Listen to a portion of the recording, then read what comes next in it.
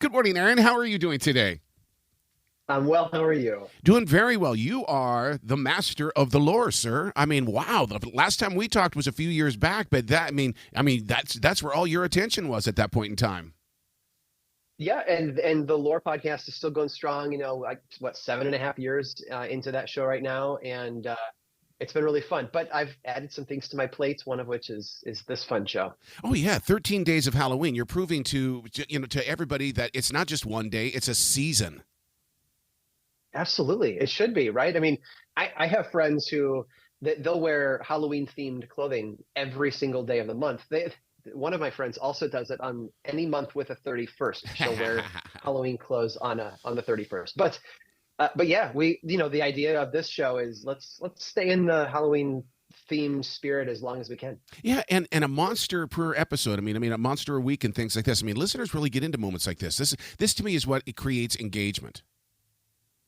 Oh, absolutely, absolutely. Every episode is sort of encapsulated, in the sense that you could listen and feel like you got a complete story, but at the same time, you're really aware that it's part of a larger ongoing story that takes all 13 episodes to play out.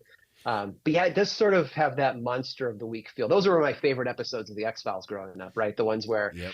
there's some mysterious creature in the sewers or whatever, and it's a one and done, and you don't come back to it usually. But yeah, these are fun. Now you're mentioning something in this podcast that I've never really dealt with, but I mean, so I'm going to call you an early day pioneer on this. Is that what is the 3D Halloween? Well, so 3D audio is a way of recording sound that when somebody puts headphones in and listens to the audio back, it doesn't have that sort of Wow. you throw on an album and you're typically just going to get music from everywhere in your Yeah. ears. Yeah. With 3D audio, when you hear it play back, you actually can place the sounds in space to your left and right, in front and behind you. And you can use it to some really eerie moments in the show. That's very interesting because I mean that's one of the things that I like to do when I was the image director for iHeart, and that was the to play with those speakers to so that somebody hears something in the back of the car. It was placed there on purpose.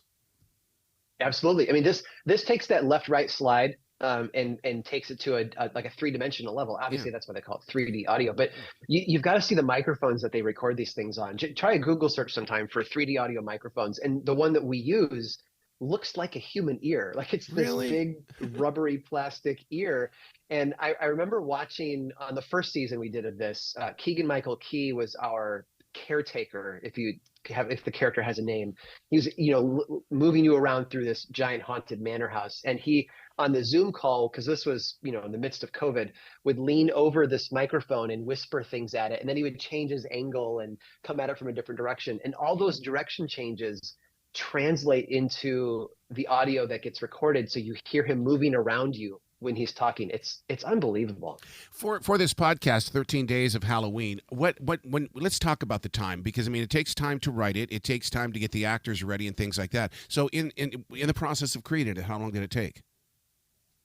It many months. I think that so Alex Williams is one of our producers. He brought the story to me and our other producer on the show, Matt Frederick, and the three of us kind of sat over Alex's like Google Doc full of images that gave you a comp for the look and feel of the show, even though it's an audio program, descriptions of different places, and we started hammering out. Alex wanted this journey of this boy named Max and his dog. No offense, the dog is named Arrow, and you're gonna have to deal with that. But we didn't plan it for you, I promise. Oh, But come on we, now. we Come knew we had on, a journey. Aaron. Yeah. I will say it's spelled slightly differently, so maybe that gets us off the hook. But yeah, and then you have to hammer out the flow, figure out what are those 13 stops along the way, and then bring in people to write scripts for each of those 13 episodes. Oh, A lot of the wow. time, an episode it's a wrapper. It's Max and his dog and Bezalel, and who we could talk about later. They're sort of like around the main content of the episode, but Max is meeting somebody and they have a conversation, and that conversation is sometimes monologue like, or sometimes multiple cast members, and that's the meat of the episode. That's what gives it that monster of the week feel in a lot of ways.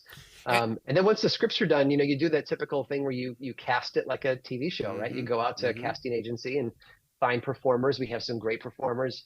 and bring it to life with that. And then some people record in a studio. iHeart has lots and lots of studios across the country, so that really helps us out as a place for people to come and record some audio. But some people do it, in their closet on a Zoom recorder, not Zoom the video program, but Zoom the audio hardware, and then it goes into post production, and we piece it all together and throw in that gorgeous 3D sound design. It's a huge process. Alex Williams, who sort of brainchilded this, he oversees a lot of the um, sort of the general contractor on site, making sure everything is built right. And I'm there for creative notes and making sure things are that they feel right, and just enjoying the ride.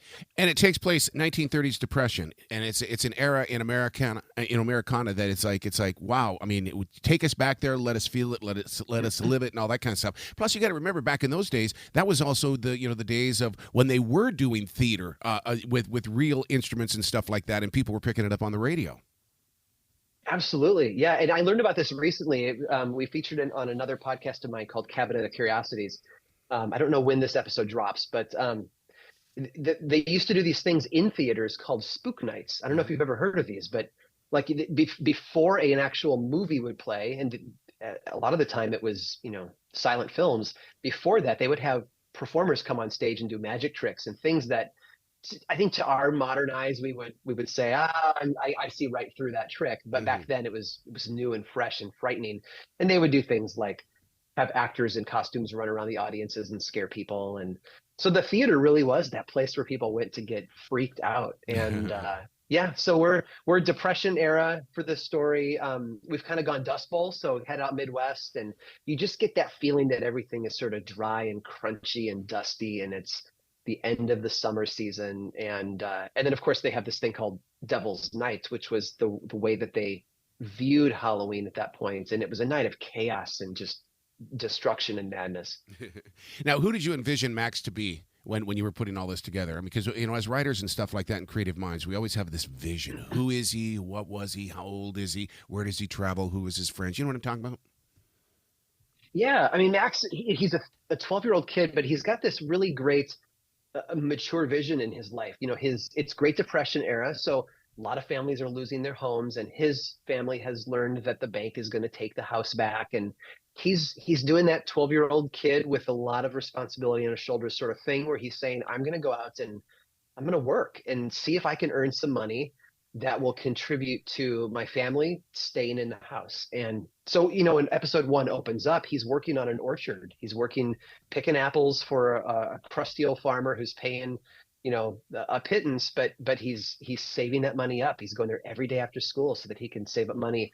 And that's sort of the kid that we envision him to be. Like he's not out on Devil's Night because he's out to cause trouble. He's trapped out because he was out trying to do something good, but now he's got to get back through all this darkness to home. Yeah, one of the things that I find fascinating with this, because I'm a stickler when it comes to how long a podcast should be and stuff like that. And I mean, you are really short and to the point with this, and I love that because most cities and most places where people are, it's a 10 or a 20-minute town, and so if you're doing a 2-hour podcast, it's like they're not going to make it to the end. Yeah, absolutely. I do think that sometimes when people sit down to make a podcast, no matter what the format is, whether it's a talk show like this or it's a product review or fiction or like Laura's narrative history, when they make those, they sometimes think, well, it's going to be as long as it needs to be, but I don't think that that's true. I think that you need to think about your listener, Yep. and like you said, that 20 to 30 minute commute, whether you're on the train or in the car, like that's a really sweet spot. The promo for it. I mean, listen. See, I think the listeners when they go to iHeart should start at the promo and listen to it because it totally sets you up for what they're about to experience. So instead of just jumping into episode number one, they got to go to the promo and really, to me, it's like reading the back of a book. And I'm okay. This book has my attention. Okay, now I'm going to read it. Hmm. Absolutely. Yeah, I think the trailer or the promo for it does a really good job of kind of bringing in all the different voices you're going to hear Hmm. and ramping up the tension, and it lets you get introduced to the main cast members that we have. Yeah, and that's where I found out about Keegan Michaels that he was going to be a part of it. And I'm going, oh my God! I mean, Aaron isn't messing around with this one. Well, no, and this has been a great way for us to kind of flex our muscles as a production company. Keegan Michael Key was the star of season one. season 2, we had Kathy and Jimmy from Hocus Pocus, both Hmm. 1 and 2, along with another great actress, Bethany Ann Lind.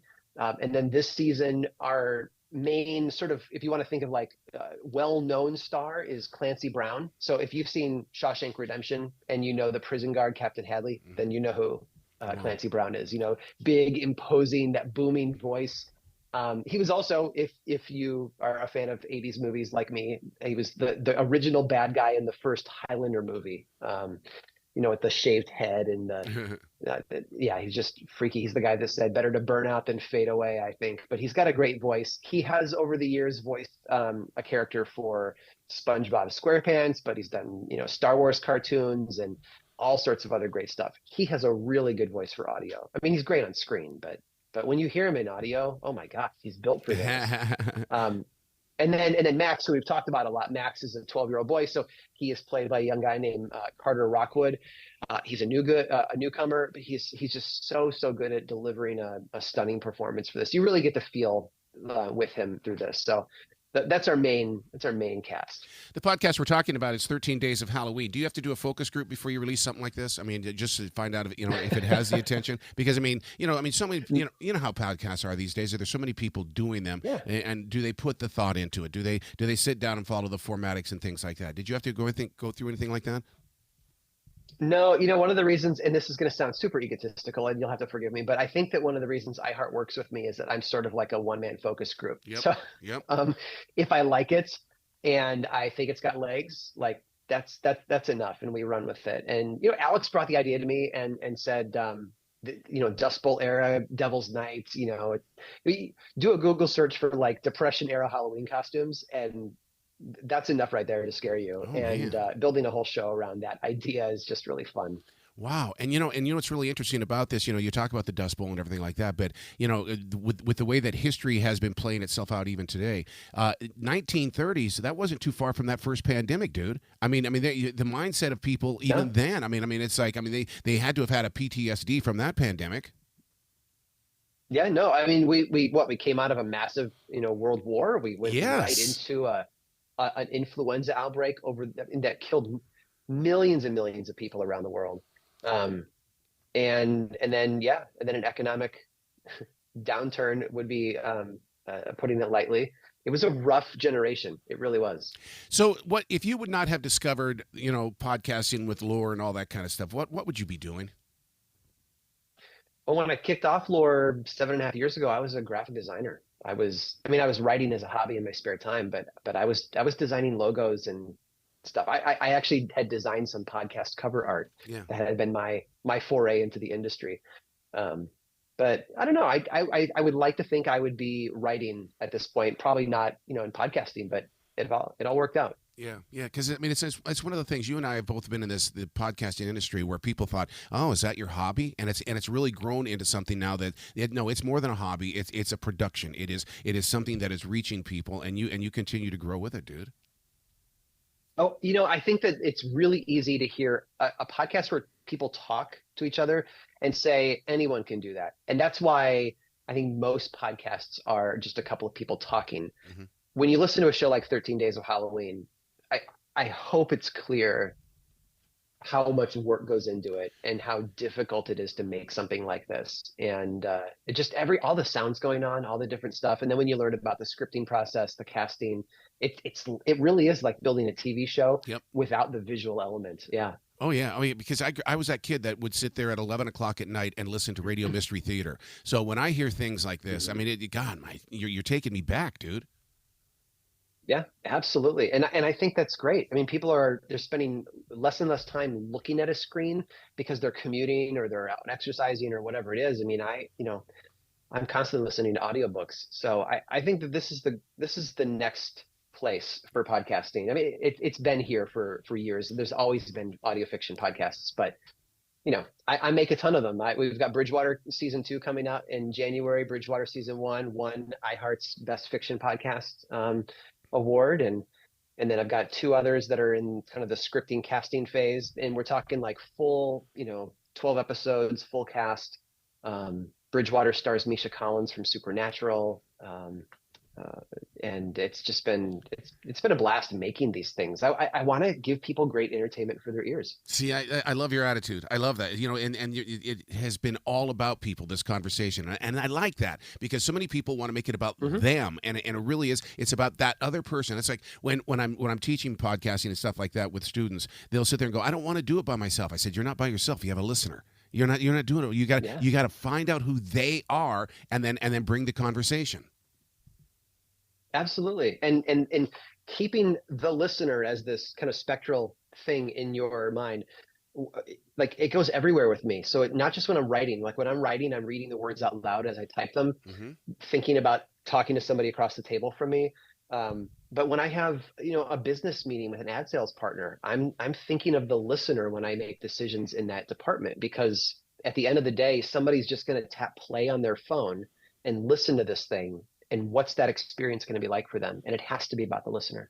Wow. I love your attitude. Well, the first time I talked with you, we were doing the show from a bowling alley. The second time, we're sitting here in a beautiful state park overlooking the gorgeous colors of Carolina, dude. It's modern day technology. There you go. Yeah, I love Yeah, it. I love it. Aaron, you got to come back to this show anytime in the future. And I'm going to say that the reason why you named your dog Arrow is because of me, because of our conversation a few years ago, and you were inspired by that. So Take the credit, man. Take the I credit. am. I'm taking it all the way, man. I'm gonna say that Aaron guy, man. We're tight. We're tight. We're tight. Dude, come back to the show anytime in the future. The door is always going to be open for you. I'd love to. Thanks so much. I appreciate it. Will you be brilliant today, okay? I will. You as well. You bet. Thank you, sir.